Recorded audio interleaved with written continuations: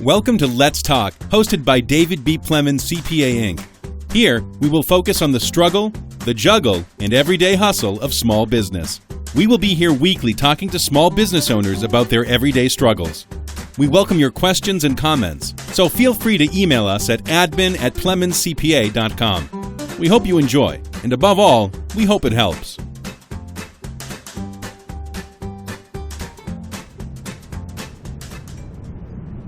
Well, welcome. We want to invite and thank Hal and Shannon Brown for coming to our podcast today, The Hustle, Juggle, and Struggle of Small Business. Welcome. Thank you. Thank you so much for having us today. We're so glad you're here. So tell us a little bit about Universal Nursing Services.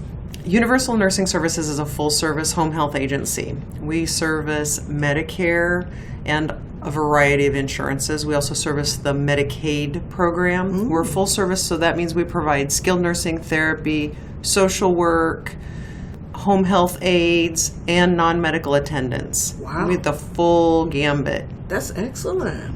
Excellent. We're licensed and certified, so not only does the state interrogate us, but we're also interrogated and held to the standards of the federal government. Wow, that's pretty heavy duty. Amazing. It's a lot of responsibility. It's a lot of changes. Of course. And with so-called Obamacare and whatever it's called, that's making a difference too in your business, isn't it? Not as much as one would have thought in home health. Okay.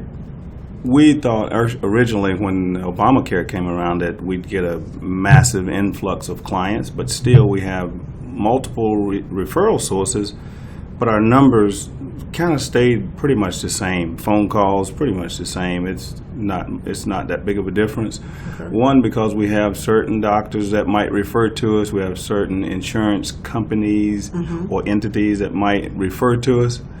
And some of them, especially the doctors, will not even accept Medicare or Medicaid anymore. Wow. So that makes the referral rate go down in some respects. I can imagine. But overall, it created some changes. And being in healthcare, you learn to live with change, without a doubt. Undoubtedly. So tell me, why did you choose this business to go into? Well, that's an easy one for me. It's all my fault. It's all your fault? I met a nurse and fell in love with her when I was still in the Navy. Okay. And one day at the apartment, she came home, was a little upset, I guess, with her bosses and decided, well, if these idiots can run a business, then I can run a business too. Knowing that Shannon didn't have any business experience, I decided, well, let's see, I like the nurse. I think it's time to go back to college. So I went back to college, worked on my MBA. All right. And finished my MBA, and we decided to try to go into business at a later date. Okay. Because I was, like I said, I was in the Navy. So. Right. Now, did your Navy background prepare you for the medical field in this respect, or was it more business geared? In a sense, it did, but not really. Okay. Healthcare, in particular, is a very versatile type business. I was an air traffic controller. Every day I went to work, I'm dealing with somebody's life. Every day our people go to work, they're dealing with somebody's life. True. The rest of it is totally different. Okay, that was the only commonality. That's the only commonality. I deal on the operational side. I did operations in the Navy. Okay. I deal on the operations side in the business and finance. So I did learn all that at business school. Wow. So Shannon, how did you feel when he came home and said yes? Oh, it was his project. It was his master's. We wrote our business plan as his master's capstone. Well, they call them capstones now. Project. We had an extremely thorough business plan in place, knowing what we wanted to do. And then we sought out the resources of the Small Business Development Center here in San Antonio and worked with them. Our very first budget, our very first year, was only off by $50. Wow. With the spreadsheet that they gave us. It's amazing. We wanted to use the resources that were available to us. Okay. I had seen several home health agencies fail. Right. I had been on several startups. So I knew what it takes to start up. What I wasn't aware of, which I'm sure we'll get into later, is the only constant in this last 16 years has been change. Wow. Not just regulations, but when you go into business with people, then people change, Right. and not always for the better. Undoubtedly. So how did you decide that both of you were going to run the business, and how did you determine your roles? I mean, you're the expert, The clinician. you're the nurse. I'm the clinician. Right. And you said you were operations, but how did those roles really become defined? It's a balancing act. All right. Because as the nurse, and I've been in management in hospitals, I was a nurse in the Army, I was in charge of a ward. In home health, when I came out of home health, I managed a branch in Alice, Texas. I'm very familiar with the finances. We've always done a lot of continuing education to make sure that we stay up on the rule changes and what the financial changes will mean to us. But at the end of the day, I need the patient to get the care they need. Right. And many times I'm advocating for, we need to do this care, we need to give these items, we need to have these things available to provide care under our license. And he's in the background going, wait, we have to pay these people, right? We have to pay the bills. So there's a balancing act. It requires a lot of communication. Okay. A lot of communication. Yeah. I'm in the position of administrator, which is the senior position in the company. But, like she said, she's in charge of healthcare. She's the director of clinical services. Whenever we were starting this thing, we took those first few years as I was going to college and working for corporate America, because I knew I would be getting out of the Navy and I needed to do something. I had no idea what it would be. But in order to figure out that both of us was going to be in the business, I needed to figure out what my place would be in the company. Mm-hmm. So we decided actually that I go ahead and take the administrator role, and she takes the director of clinical services, because she's going to be overall in charge of all the healthcare anyway. Okay. I'm in charge of the billing team, the office management team, and all of that stuff. Mm-hmm. And we collaborate quite a bit. There's like Shannon said, there's quite a bit of communication that has to go on at all levels of that. Mm-hmm. And some of the things I knew, though, going in, was that she was very ethical, and it didn't matter what position I had. If I had to go and be the marketing director, that I would have done that too, because okay. I know she was going to make the right decisions for the clients. Right. She's more into patient care than money. Right. And being that nurse, that's the reason why you got into nursing. Exactly. I think one of the other things, about maybe 6 or 7 years ago, we had read this book by David Bach. Mm-hmm. And in there they talk about... What was the title? The title of the book was Start Late, Finish Rich. Okay. Excellent book. We were listening to it as we drove to Waco, Texas, to have some Tyler to have some time away. Mm-hmm. And we were listening to the book on tape, CD, tape, I don't even remember, right? How long ago? Right. And we had a notebook with us, and one of the exercises is talking about your top 5 values. Right. And creating that value circle. And remembering it's a pie, okay? And the size of those wedges change. So Christmas time, maybe your family wedge is really huge and the work wedge isn't as big, or your community wedge isn't as big. Mm-hmm. Those wedges change shape all the time. Mm-hmm. But y'all have to, at the end of the day, agree on what 5 wedges are going to be in that pie, and what does success towards those values that support those values look like. Mm-hmm. And we've done that several times since. Look at this wedge, I think is too big, or maybe this wedge isn't appropriate to us anymore. Right. And changing what we have in there, but knowing what our core values were help a lot. And then never share an office. Okay. Yeah, opposite ends of even when we had a small office, right. We never shared an office. I can yell at him from the other. And then if I'm really mad, I can hang up the phone, then I don't have to. But that's the one thing we've not ever had in all of these, is we've never shared an office. And just having that space. That is interesting, because the next question talks about what challenges have you encountered being married and running a business. So we can tell now, opposite ends of the office or opposite offices help. What else? I think the other thing, too, is sometimes you can call a truce. Okay. And just say, we can't talk about this, because we've had some heated discussions. Mm-hmm. I mean, I think all successful marriages, if people say, oh, we've never fought, you're a liar. I'm sorry. Maybe in your head. Right. Or the type of fighting. The type of fighting, because I'm a verbal, I will yell. Okay. I mean, that's how I was raised, and that's not Hal so much. Right. So calling time out and having those boundaries is very important. Okay. And staff, we try not to fight in front of our staff, but there's just periods of time when we're like, look, we not only do we work together, but we live together, and it leaks over. And having staff that kind of look at you sometimes are like, oh, okay. And being real honest about it. Okay. You have to be honest. Yeah. You have to be honest, because if you're going to run around with your face all along and something, the staff knows. And pulling them in, because these are your support personnel. Right.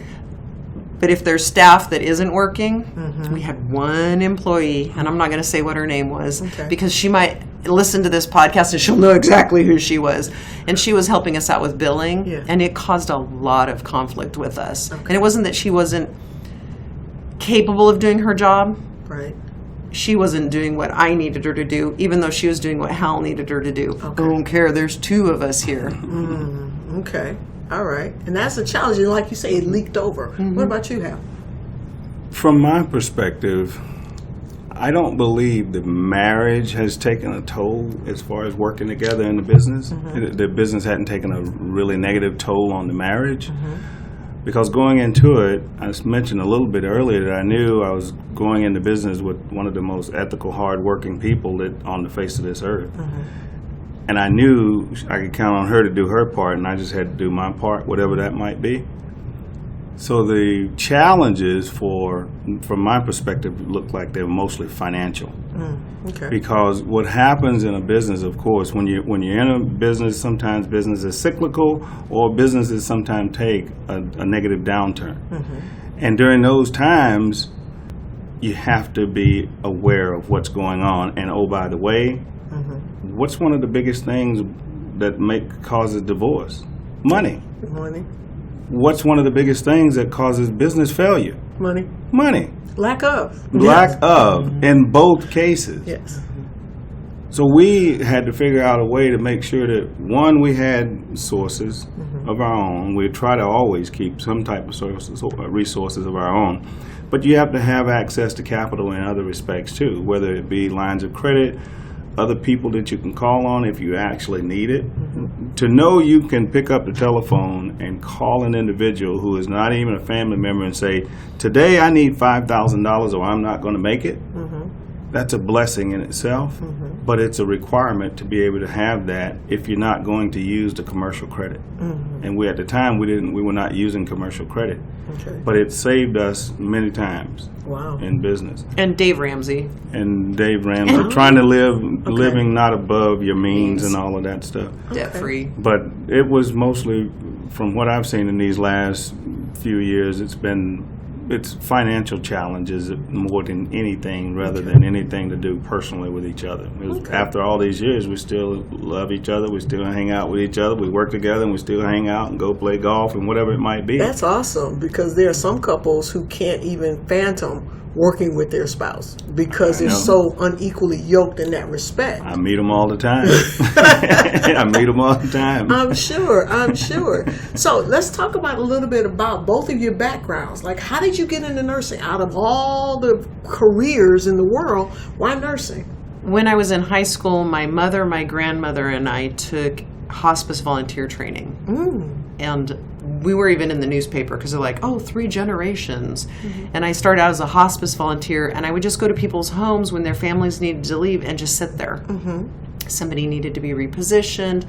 Then when I was in high school, I had taken extra classes, and Hal always says, well, I have a photographic memory. When I read something, I retain the information. I don't need to read it multiple times. It's a gift and a curse because I'm very impatient. I'm like, y'all need to catch up, okay? Don't play Trivial Pursuit. Right. Yes.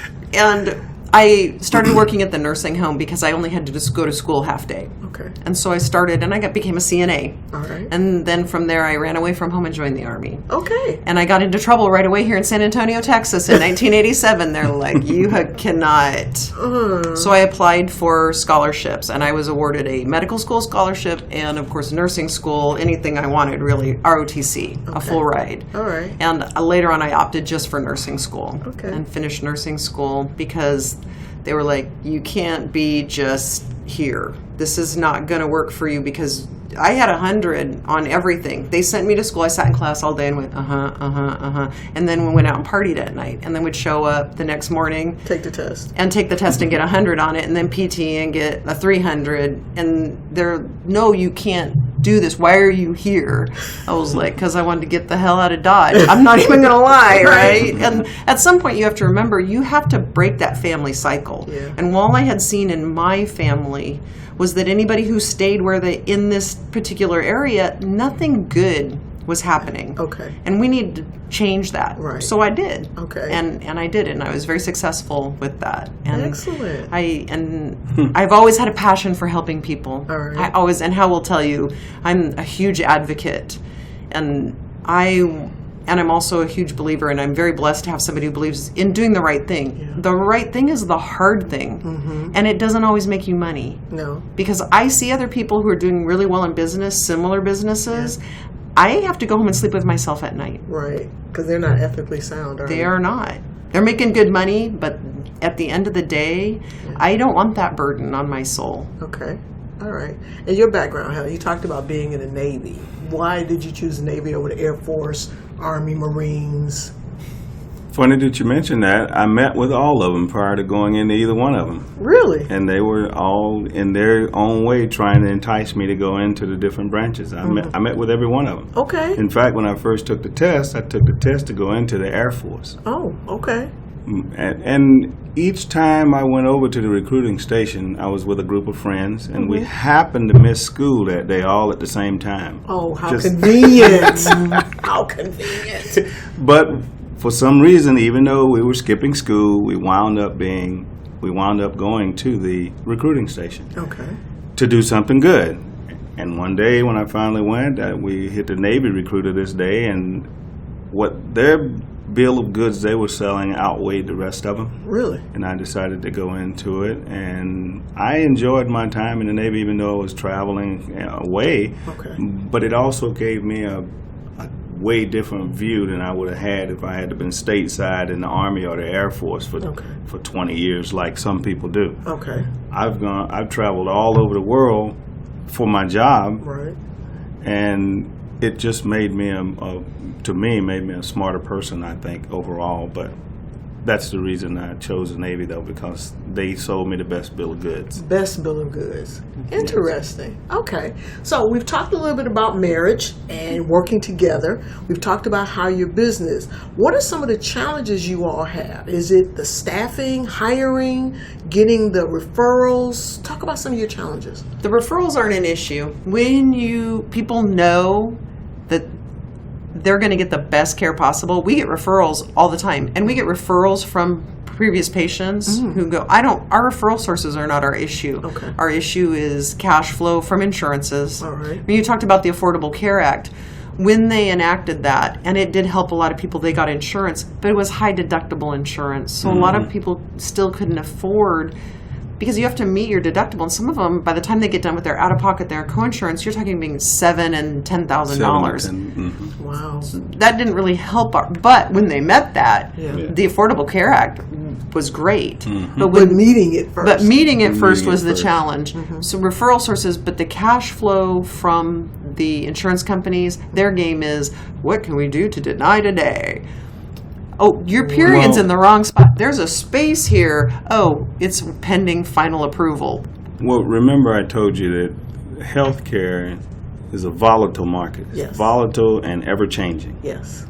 And the volatility comes because we take Medicare. Well, what happens when Medicare decides they want additional information before they're going to pay it? That delays payments. Correct. Oh, okay, we take Medicaid clients. Well, in the state of Texas, they decided that Health and Human Services Department was not going to do it. They want to bring in another layer of health maintenance organizations, HMOs they're called, and they're running it, these HMOs in Texas. Oh, dear. There's another layer there that's cut, plus delays things. Oh, well, what happens, like Shannon was just saying, when the HMO just decides for whatever reason, nobody ever knows, they just decide to deny their claims. Okay. Nice. Or hold them at bay, like she said, pending approval. And then 2 weeks later, pending final approval. And that just started. what happened all of a sudden? And then they didn't give you that rule change. That There are none. None. They're just delaying payments. Or private insurances. Private insurances, you know, the Aetnas, the Humanas, the United Healthcares, the big ones. Yeah. They just deny it flat out. They have whole departments that just look at claims and deny them.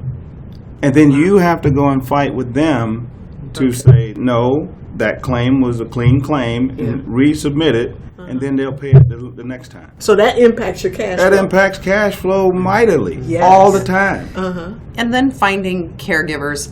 The state of Texas does not utilize we've built in so many layers of administration. So when we get the Medicaid money from the federal government, the state of Texas matches that money and then they administer it. Well, they decided they don't want to be bothered with administering it. So we pay MCOs, managed care organizations, to manage it. They want their cut. By the time you get to the money that actually gets to the client to pay for direct services, it's about 49, maybe 47 to 49% of the actual funds go to fund.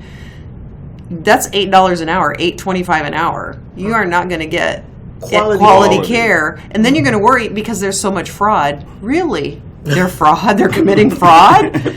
Really? I'm shocked because we have a friend who does the exact same thing in Ohio. Yes. And we have two friends. We have one friend who is Universal Nursing Services in Ohio. Okay. And then we have another friend who's another home health agency. And Denise and I talk regularly. Yeah. And she says, well, what do your reimbursements start at? Oh, $9.25, $13.13, $13.69. She's like, we start at $22 an hour. Same federal dollars. What they've done, though, is they have gotten rid of most of that administrative layers. But in Texas, they love their administration, and it's legal to carve that out. So you're not paying, we're not using our money the way we are. They talk about, well, we don't want Medicaid expansion. Okay, I get that. How about you just use the money where it's supposed to be used? Then you would have quality health care. And, of course, I'm not going to get on my soapbox because I'm getting kind of heated right now. Because that's my passion, is that we, as taxpayers, pay this money locally and federally. And that money is being used for administrative purposes to line the pockets of people who aren't involved in direct care. And I just can't ever support that at any level. Which is why we have enhanced rates. We have an enhancement program that we work under, and 90% of our money goes to pay our employees. So I don't know what business you know that has a 10% margin. Oh, and we're getting cut by 6.42% next year. Oh dear. Oh. Right. So so where are you going to keep care of these baby boomers? Where are you going to take care of the children? How are you going to take care of and all these people who claim to be, and I'm Bible thumping, God fearing, whatever evangelical? It says in the Bible you're supposed to take care of your elderly and your children and those in need. They're always going to be with you. But then you line your pockets with this administrative money and don't even blink. And that's where I have a problem with it. But every day we just do the best we can with what we have and continue to speak up. There's professional advisory committees and there's other things you can do. But remembering at the end of the day, it's the employees and the clients. That's why we have the agency. Exactly. So finding good employees is a constant in many lines of business today. Very interesting. So healthcare is even greater than most because there's a shortage of doctors, there's a shortage of nurses, there's a shortage of therapists, there's a shortage of aides. There's all kind of shortages, but in the grand scheme of things, in many cases in our business, if you could pay a better rate, you could get better employees. One of my employees mentioned one time, Mr. Hal, you know we're at the wrong end of the healthcare spectrum, don't you? And after that person told me that, I started thinking about that thing for a little bit. And if you think about it, think about the insurance company. That's at the top end of the healthcare spectrum. They don't do anything with patient care. However, a client might pay them for 20, 30, or 40 years before they use the service. Whereas we have the business now, we have the employees taking care of the clients who rely on those insurances, and the first thing the insurance administrators do, they have these departments that just deny the claim. We're at the wrong end. cash or cash and cash and cash in all of the insurances. They never lose. Whereas we do the work and have to pull our cash from them just to get it. I have to agree that we are at the wrong end of the insurance spectrum working in home health and even hospitals and doctors' offices. Could that lend itself to the shortages because of all those layers of bureaucracy? There's this thing called moral jeopardy. Okay. And most healthcare workers, we have moral injury because what you're asking us to do is take care of these people coming in, and then you have the hospital administrators. I don't know if you've ever seen Z-Dog MD, Z-Dog MD, and the hospital administrator. You can watch it on YouTube. Okay. She keeps bringing him in to chastise him because he's like, why aren't we taking, and he looks like Darth Vader. Okay, he sounds like Darth Vader. And she's asking him, why aren't you taking care of these patients? He's like, because you tell me, give them opiates, make them comfortable. We're worried about our HCAP scores and our quality. And then you turn around and say, oh my God, you've addicted the patient. They're opioid crisis. Oh my God. And he's like trying to force choke her, like he does the admiral. And she's like, you can't do that. That doesn't work on administration. So we're caught between caring and providing this compassionate care at ratios, patient ratios and acuities that when I was in nursing school, nobody ever told me about. And we develop PTSD. People always talk about PTSD. There's things that Hal will talk to me about, and I'm literally sick to my stomach. I'm like, I can't talk about this. Because they're trying to balance the payroll and the taxes and the making the money with the patient needs this. We need to provide these services. I need this many visits. Oh, well, you can't have that many because we won't make money. Right. And that's that balance. That's that balance. It's trying to find that balance. Right. And the challenge obviously is trying to keep it always in balance because of the heart of why you started the business in the first place.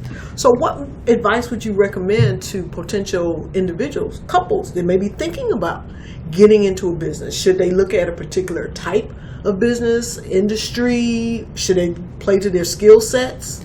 I think playing to their skill sets would be, Hal's always been he's very calm and he's very analytical and he's really great, except if you have to do higher math. That's my skill set. Okay.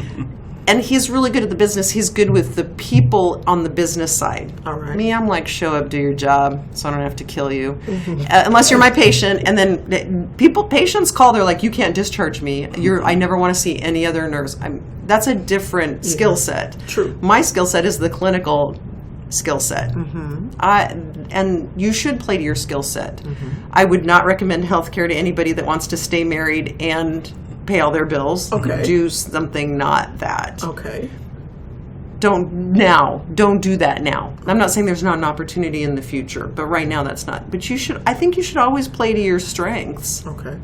From the way I look at it, if I had to give advice to other people, which I do anyway because I'm a school counselor and I'm running the Emerging Leaders Program, I have to advise people all the time, even though they don't want to hear it.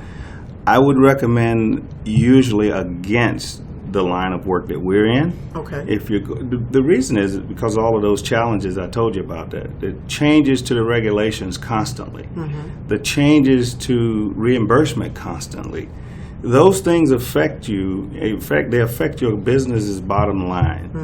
Therefore, it affects a marriage. Yes. But number one, you need to know yourself and what your capabilities are. You need to know your mate and what her or his capabilities are. You definitely need to know what each other's temperamental level is, because being in business is going to present a challenge to any relationship. Right. And if you don't have a strong bond to begin with, it's only going to go downhill if you try to go into business together, because you're going to hit some rough patches and you need to know how to sit down calmly and figure it out. Or, as Shannon was saying earlier, call time out. Revisit it later. There are times Shannon we talk about something, Shannon's passionate about it, she'll make a decision. I didn't agree with the decision, but I step back, I watch it. As the administrator, I know probably when I should step in at a later date. If it starts to go negative, we'll call another meeting, we'll sit down and talk about it, and we'll make the right decision for the business. Where we fall short, I feel, in some cases, is that we never hardly think about ourselves in that respect. We're always thinking about the patient or the employees or the business. And then there's us. Okay. You have to think about yourself, too. Okay. We're learning still. Self-care. Self-care. We're still learning. Even though we've been in business 14 years, 15 years, whatever it is, we're still learning. But the main thing is we have to think more about ourselves. So I recommend if anybody goes into business that they do care for themselves, too, as they're making these decisions. But yes, think about your employees, think about the business and all of that good stuff, too. But choose wisely which industry you want to enter. Healthcare is ever-changing and very challenging, and I tell people that all the time. Okay, wow. Well, thank you so much for your insight. It has been very enlightening. I learned a lot today. So once again, so did I. Once again, thank you so much, Shannon and Hal Brown from Universal Nursing Services, coming on to the hustle, juggle, and struggle of small business. Well, we thank you very much for having us.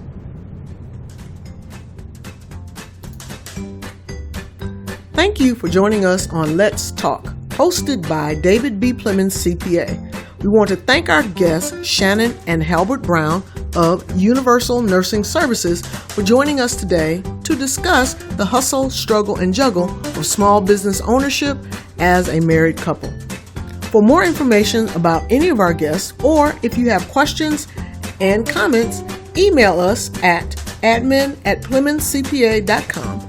And don't forget to check out our website, PlemonsCPA.com, for upcoming events and workshops. Have a great day.